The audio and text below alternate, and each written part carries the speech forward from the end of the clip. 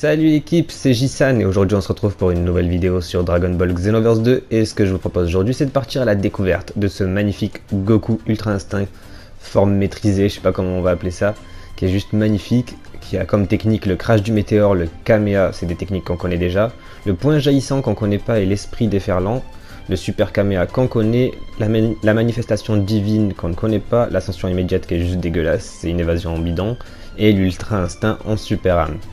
Donc ça promet. Donc maintenant ce que je vous propose c'est de faire la petite inspection, voir à quoi il ressemble et c'est juste magnifique. Il a une aura qui est un peu bizarre mais qui est vraiment quand même magnifique, c'est juste ouf.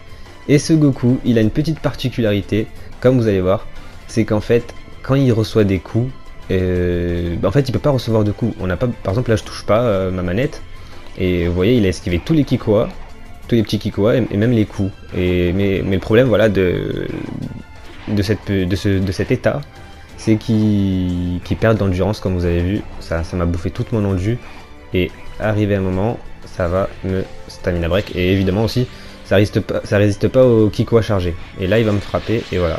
J'avais plus assez d'endurance, du coup ça m'a stamina break. Donc voilà, c'était la petite particularité de ce Goku. Ensuite on a le crash du météore qu'on connaît, quand on reste appuyé sur la touche, ça fait masse de dégâts, c'est une de mes techniques corps à corps préférées, elle est vraiment pas mal. Ensuite on a le Kamea, c'est basique aussi.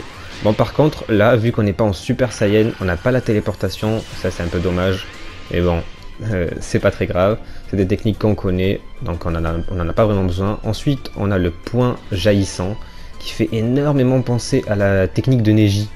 Neji de Naruto, c'est abusé, ça me fait trop penser à ça, mais je trouve ça magnifique.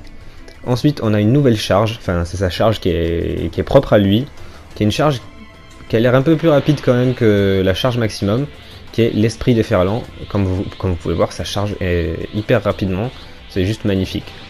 Donc ensuite en attaque ultime, on a le super Kamea qu'on connaît déjà, et qui fait quand même masse de dégâts avec ce Goku, c'est quand même ouf. Et ensuite on a la manifestation divine, ça c'est la nouvelle technique ultime, on la connaissait pas, et qui est juste ouf. Et ce petit Genkidama électrique là, il est juste magnifique. Et comme vous pouvez voir, ça m'avait pris 5 bulles de ki.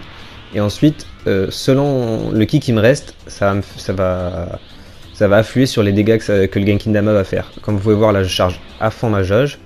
Là, ça m'a bouffé les 5 bulles. Ça fait l'enchaînement. Et là, le Genkidama avec les 4 bulles de ki.